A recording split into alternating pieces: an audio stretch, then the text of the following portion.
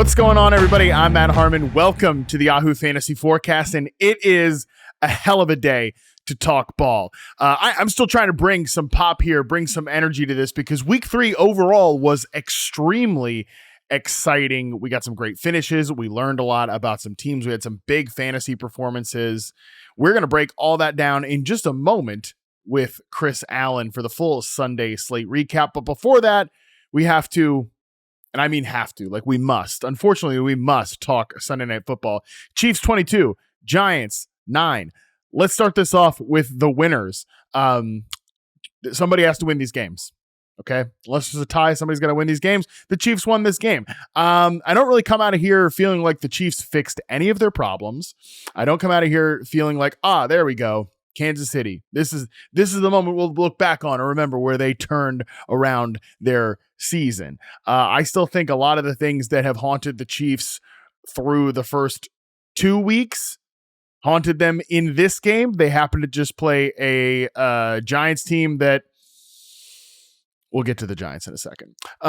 So for the Chiefs, again, didn't really learn too much about them in this game. It was a split backfield once again. Isaiah Pacheco, 10 carries. Kareem Hunt, 10 carries. He pops in the goal line touchdown. In the passing game, Kareem Hunt, 1 target. Isaiah Pacheco, 1 target. As I say every single week, until something changes with the way this backfield is deployed, you can't play Isaiah Pacheco. I don't care what his yards per carry looks like. And if it's better than Kareem Hunt, I don't care about the Dynasty Bros who want to tell me about Brashard Smith.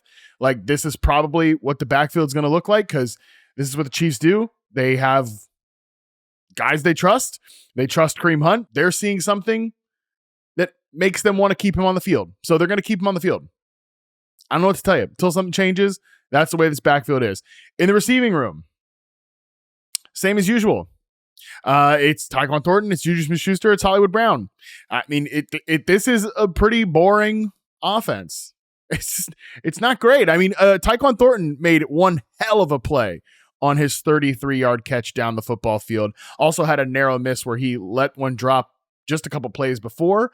Mahomes' air yards when targeting Tyquan Thornton, 25.2 yards so far this season. So they've only got Tyquan Thornton hitting on one thing, which is these deep passes. But something's hitting, something is working with Tyquan Thornton. So at least there is that, because like Hollywood Brown can't be that guy at this point anymore of his career. Juju Smith-Schuster he had a couple of moments actually in this game where it wasn't too bad. It's just like that's where we're at with the Chiefs. It's like, well, he had a couple moments in this game where it wasn't too bad.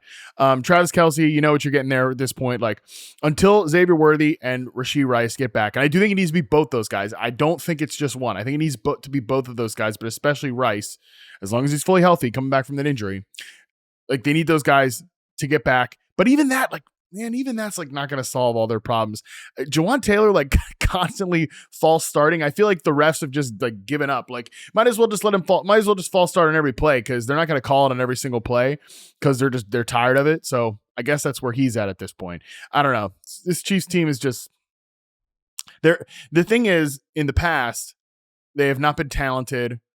They've had a clear talent deficiency, and they haven't been explosive, but they've been like mind-numbingly efficient. They're not that way anymore. I mean, Mahomes, a couple of mistakes on this one with the backward passes. That might have been on Pacheco too, but it goes down as a fumble, and thank God he recovered that one thing, because that was a pretty brutal play by him. Thank God he stole it from Bobby Okereke and prevented this game from potentially breaking in the Giants' favor. So that's the Chiefs. We know what the Chiefs are. Let's talk about the Giants here for a second. Really, truly, like, I wish I could just talk about them for a second. What we learned about the Giants coming out of this game is that the Cowboys' defense is terrible. Okay, for the Cowboys' defense to allow this version of the Giants' offense in week 2 to throw for 450 yards, all those go routes, and then to them come out here in week 3, the next game up, and just be a completely unwatchable product. That's pathetic. For Malik Nabers to come out of here with 2 catches and them happening deep into the game, that's pathetic too. Straight up, like, this is one of the easiest wide receiver ones to manufacture touches for, and you come out of this game with 2 catches. for Nabers. I know Russ is Russ, and he has very distinct areas where he is not gonna work, but the guy can check the football down. He can throw passes in the flat. He was doing it to Cam Scatabo all night, who led the team with 61 receiving yards. Cam Scatabo leading the team with 61 receiving yards. That's where we're at with the Giants right now. So Nabers, I mean, it just, these games are going to happen. They can happen to every wide receiver one. You know, I joked during the game, like we're looking into the concept of targets are earned very deeply after this one. Cause yeah, I mean, targets are earned for the most part. Sometimes though, like when a guy doesn't quote earn targets, you're telling me that was Malik Nabers' fault. I couldn't care less what the coverage looks like in this game on the back end from the Chiefs. You got to do something to get the guy you got to do something to get this guy the football, get the ball in his hands. And they didn't do anything all night. I'm not sure what Brian Daboll brings to this equation. Like if their solution is, well, hey, don't worry, it's going to look fine when Jackson Dart plays, just play him then. They got him on there for a couple little package plays. Mostly all rush attempts, and most of them were keepers. Jackson Dart had one carry for 3 yards. He's kind of barreled his way ahead. But yeah, I mean, I just don't think this is a well-coached team. I don't think it's a well-run team. My thought when they drafted Jackson Dart was, okay, maybe that could be interesting. Brian Daboll seems to really, really want to start Jackson Dart. He seems to really like Jackson Dart, but tell me how this isn't just like this group. You think that's going to be the group to soldier Jackson Dart forward? I don't think so. So maybe Jackson Dart starts in week 4. Maybe this is the time they make the move to him. But, I don't really know if it's going to change anything dramatically for Malik Nabers, who from a fantasy football standpoint is the only guy we care about in the passing game. God,